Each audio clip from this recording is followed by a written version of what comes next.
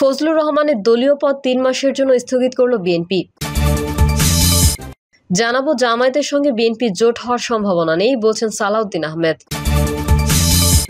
জানিয়ে দেব দেশের মানুষকে ধোঁকা দিয়ে আর বোকা বানানো যাবে না বলছেন চরমোনাই পীর। জানাবো নির্বাচনের স্বার্থে সর্বোচ্চ ছাড় দেবে বিএনপি। এবং সর্বশেষ জানাবো এদিকে দিল্লিতে এস আলাম হাসিনা বৈঠক, আওয়ামী লীগকে ফেরাতে নীল নকশা ২৫০০ কোটি টাকা হস্তান্তর। এতক্ষণ শুনছিলেন সংবাদ শিরোনাম, এবারে বিস্তারিত। ফজলুর রহমানের দলীয় পদ ৩ মাসের জন্য স্থগিত করল বিএনপি। শোকজের জবাব সন্তোষজনক না হয় বিএনপি চেয়ারপারসনের উপদেষ্টা ও বীর মুক্তিযোদ্ধা অ্যাডভোকেট ফজলুর রহমানের দলীয় পদ ৩ মাসের জন্য স্থগিত করেছে বিএনপি। ফজলুর রহমানকে দেওয়া পদ স্থগিতের চিঠিতে বলা হয়, গত ২৪শে আগস্ট আপনার নামে কারণ দর্শানোর নোটিশ জারি করা হয়।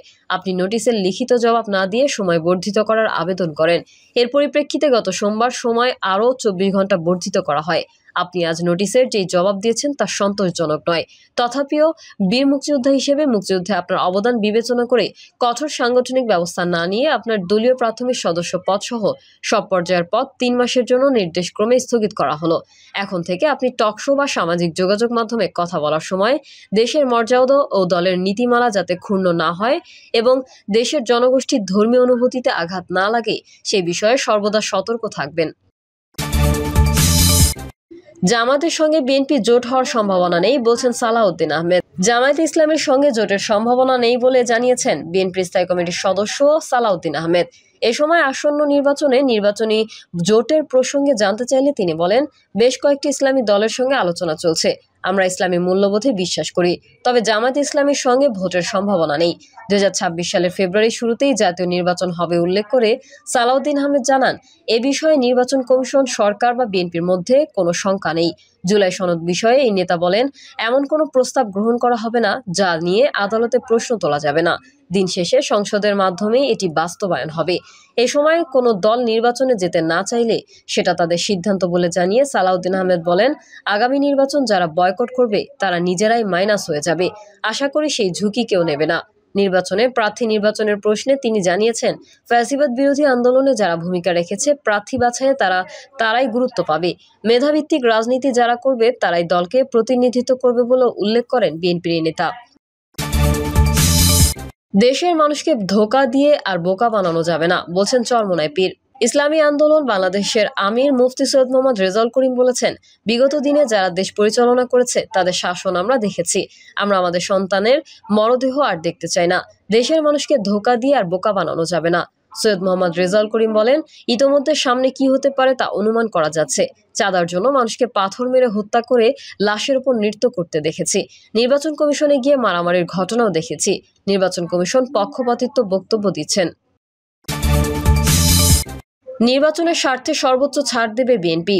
নির্বাচনের স্বার্থে সর্বোচ্চ ছাড় দিতে প্রস্তুত বাংলাদেশ জাতীয়তাবাদী দল। দলটির প্রত্যাশা, জুলাই সনদ প্রণীত ও বাস্তবায়িত হবে জাতীয় ঐক্যমত্যের ভিত্তিতে। জুলাই সনদ বাস্তবায়নের ৮ দফা অঙ্গীকারনামাকে অপ্রয়োজনীয় বলেও মনে করছেন দলটি। গত সোমবার রাতে বিএনপির সর্বোচ্চ নীতি নির্ধারণী ফোরাম জাতীয় স্থায়ী কমিটির বৈঠকে এমন আলোচনা হয়েছে বলে নির্ভরযোগ্য সূত্রে জানিয়েছে। জুলাই জাতীয় সনদ দ্রুত চূড়ান্ত করার উদ্যোগ নিয়েছে সরকার। এই লক্ষ্যে অন্যতম স্টেক হোল্ডার ও দেশের বৃহত্তম রাজনৈতিক দল বিএনপির কাছে সম্প্রতি জাতীয় ঐক্যমত্য কমিশন মতামত চায়। এরপর ইমেইলের মাধ্যমে বিএনপি কয়েকটি বিষয়ে মতামত জমা দিয়েছে। বাকি বিষয়গুলোতে কমিশনের আলোচনায় অংশ নিয়ে চূড়ান্ত মতামত দেবে দলটি। একই সঙ্গে জুলাই সনদের চূড়ান্ত মতামতের আগের অবস্থান ধরে রাখার বিষয়টি আলোচনা হয় স্থায়ী কমিটির বৈঠকে। সূত্র জানায়, বৈঠকে জুলাই জাতীয় সনদের পুঙ্খানুপুঙ্খ বিচার বিশ্লেষণ করে কিছুটা সংযোজন বিয়োজন করেছে বিএনপি। আগামী ২-১ দিনের মধ্যে কমিশনের আলোচনা শুরু হবে। সেখানেই অমীমাংসিত 10টি ইস্যু, বিশেষ করে নোট অব ডিসেন্টের ওপর আবারও যুক্তিসহ দলীয় মতামত তুলে ধরা হবে। যেসব প্রস্তাব বাস্তবায়নে সংবিধান সংশোধন প্রয়োজন নেই সেগুলো অধ্যাদেশ জারি বা নির্বাহী আদেশের মাধ্যমে বাস্তবায়ন করা যেতে পারে। আর যেসব ক্ষেত্রে সংবিধান সংশোধন প্রয়োজন সেগুলো আগামী জাতীয় সংসদ নির্বাচনের পর নতুন সংসদে নেওয়া উচিত। রাজনৈতিক সমঝোতা দলিল জুলাই সনদকে সংবিধানের উপরে রাখার বিপক্ষে অনড় রয়েছে বিএনপি। স্থায়ী কমিটির বৈঠকেও 2 জন সদস্য অভিমত দেন, রাজনৈতিক দলগুলো যখন এই সনদে স্বাক্ষর করবে সেটি মূলত অঙ্গীকার, এর বাইরে আলাদা করে আর অঙ্গীকারের প্রয়োজন নেই। তারপরেও পৃথকভাবে অঙ্গীকারনামা রাখতে হলে সেটি যৌক্তিক পর্যায়ে থাকতে হবে। আলাপ আলোচনার মধ্যে দিয়ে এর আইনি বৈধতা ও সাংবিধানিক প্রক্রিয়া খুঁজে বের করা যাবে। জুলাই সনদ প্রসঙ্গে বিএনপির জাতীয় স্থায়ী কমিটির সদস্য সালাউদ্দিন আহমেদ বলেন, সনদের অঙ্গীকারনামার কিছু বিষয় বিএনপির কাছে অযৌক্তিক মনে হয়েছে। বিকল্প প্রস্তাব ঐকমত্য কমিশনের আলোচনার সময় দেওয়া হবে। সংবিধানের উপর স্থান পায় এমন কোনো কিছুই গ্রহণযোগ্য নয়। আলোচনার মাধ্যমে রাজনৈতিক দলগুলো একটি অভিন্ন অবস্থানে পৌঁছাবে বলে আমরা আশা করছি। এস আলম হাসিনা বৈঠক, আওয়ামী লীগকে ফেরাতে নীল নকশা, ২৫০০ কোটি টাকা হস্তান্তর। ছাত্র জনতা আন্দোলনের মুখে গত বছরের ৫ই আগস্ট দেশ ছেড়ে ভারতে পালিয়ে যান ফ্যাসিস্ট শেখ হাসিনা। এর মাধ্যমে ১৫ বছরের বেশি ক্ষমতায় থাকা আওয়ামী লীগ সরকার ক্ষমতার মসনদ হারায়। হাসিনা পালানোর পর দলের শীর্ষ পর্যায়ের অনেক নেতা ভারত সহ বিভিন্ন দেশে পালিয়ে যান। তবে দেশের বাইরে অবস্থান করলেও আওয়ামী লীগকে আবার দেশে ক্ষমতায় বসানোর জন্য নানা ষড়যন্ত্র চালিয়ে যাচ্ছেন ফ্যাসিস্ট হাসিনা ও তার সহযোগীরা। দেশে অবস্থান করা নেতাকর্মী ও আওয়ামী লীগের ঘনিষ্ঠদের সঙ্গে যোগাযোগ অব্যাহত রাখছেন হাসিনা। এরই অংশ হিসেবে সম্প্রতি দিল্লিতে হাসিনার সঙ্গে গোপন বৈঠক করেছেন ব্যাংকের তহবিল লুটের জন্য অভিযুক্ত জনগণের টাকা পাচারকারী এস আলম গ্রুপের চেয়ারম্যান সাইফুল আলম মাসুদ। বৈঠকে তারা আওয়ামী লীগের ফ্যাসিবাদী শাসন ফেরাতে নতুন পরিকল্পনা করেছেন। বাংলাদেশকে অস্থিতিশীল করে আওয়ামী লীগকে ক্ষমতায় ফেরানোর উদ্দেশ্যে শেখ হাসিনাকে ২৫০০ কোটি টাকা হস্তান্তর করেছেন এবং আরও ২০০০ কোটি টাকা দেওয়ার আশ্বাস দিয়ে এসেছেন এস আলম। এদিকে অন্তর্বর্তী সরকার হঠাতে তৈরি করা হচ্ছে ভয়াবহ নাশকতার ছক। বিভিন্ন দেশে পলাতক মুজিববাদী নেতাকর্মী এবং আমলা, সশস্ত্র বাহিনী ও পুলিশের সাবেক কর্মকর্তাদের দিয়ে আটা হচ্ছে কূটকৌশল। পরিকল্পনা বাস্তবায়নে দলীয় ক্যাডারদের প্রশিক্ষণ দিচ্ছে আওয়ামী লীগ। ভারতে বসে এই নীল নকশা প্রস্তুত করছেন শেখ হাসিনা। জুলাই বিপ্লবের বর্ষপূর্তি ঘিরে আইনশৃঙ্খলা পরিস্থিতি পর্যবেক্ষণ করে কয়েকটি গোয়েন্দা সংস্থা তৈরি করা প্রতিবেদনে মিলেছিল উদ্বেগজনক এই তথ্য। গোয়েন্দা সূত্র জানায়, গণঅভ্যুত্থানের ১ বছর পূর্ণ উপলক্ষে ৫ই আগস্ট দেশ দখলের স্বপ্ন দেখেছিল আওয়ামী লীগ।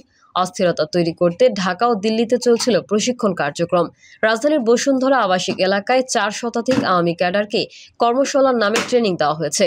একটি বিশ্বস্ত সূত্র নিশ্চিত করেছে যে পবিত্র উমরা পালন করার দোহাই দিলেও সাইফুল আলম মাসুদের মক্কায় যাওয়ার উদ্দেশ্য ছিল সম্পূর্ণ ভিন্ন। তিনি সেখানে যান মূলত দেশ থেকে পালানো আওয়ামী লীগের নেতাদের সঙ্গে সাক্ষাৎ করতে। মক্কার ফেয়ারমন্ট হোটেলে বসে তিনি পলাতক আওয়ামী নেতাদের সঙ্গে সাক্ষাৎ করেন। ওই সূত্রটির মাধ্যমে জানা গেছে যে ফ্যাসিস্ট হাসিনার দোসর ও জনগণের অর্থ আত্মসাৎকারী হিসেবে চিহ্নিত সাইফুল আলম মাসুদ দেশ থেকে পাচারকৃত অর্থের বিনিময়ে মক্কায় একটি বিলাসবহুল হোটেল কেনার উদ্দেশ্যে একটি আন্তর্জাতিক সংস্থার সাথেও জরুরি মিটিং করেন। মক্কায় পলাতক আওয়ামী লীগ নেতাদের সাথে দেশবিরোধী বিভিন্ন পরিকল্পনা সাজানো শেষে ৪ আগস্ট এস আলম মদিনায় চলে যান এবং ইলাফ আল তাকওয়া হোটেলে ওঠেন। সেখানে তিনি চট্টগ্রামের কিছু চিহ্নিত আওয়ামী ব্যবসায়ীদের সাথে দেখা করেন এবং বিভিন্ন বিষয়ে আলোচনা করেন। ২ দিন সেখানে অবস্থান শেষে ৬ আগস্ট তিনি দুবাইতে চলে যান। আরব আমিরাতের দুবাইতে কোনো রকম বিলম্ব না করে ৬ আগস্ট বিশেষ ফ্লাইটে ভারতের রাজধানী নয়াদিল্লিতে পৌঁছান এস আলম। প্রাপ্ত তথ্য অনুসারে দিল্লি সফরে তার সঙ্গী ছিলেন স্ত্রী ফারজানা পারভিন সহ তাদের ছোট ছেলে ও ইসলামী ব্যাংকের সাবেক একজন চেয়ারম্যান। দিল্লিতে নেমে তারা ওঠেন ভারতের বিখ্যাত ৫ তারকা হোটেল দি ওবেরই নিউ দিল্লিতে। আর সেখান থেকে শুরু হয় এস আলমের এই সফরের মূল এজেন্ডা। এই সময় তার সাথে দেখা করেন পলাতক সাবেক মন্ত্রী মহিবুল হাসান চৌধুরী নফেল, জাহাঙ্গীর কবির নানক ও মোহাম্মদ আলী আরাফাত সহ অনেকেই। মূলত দেশকে অস্থিতিশীল করতে বিভিন্ন ষড়যন্ত্রমূলক আলোচনা হয় তাদের মধ্যে। এস আলমের দিল্লি সফরের সবচেয়ে বড় এজেন্ডা ছিল স্বয়ং শেখ হাসিনার সাথে গোপন মিটিং। প্রিয় দর্শক, এই ছিল এখনকার সর্বশেষ সংবাদ। আপডেট সহ সংবাদ পেতে চ্যানেলটি সাবস্ক্রাইব করে বেল আইকনটি ক্লিক করুন। কমেন্টে আপনার মতামত জানিয়ে আমাদের সাথেই থাকুন। ধন্যবাদ সবাইকে। আল্লাহ হাফেজ।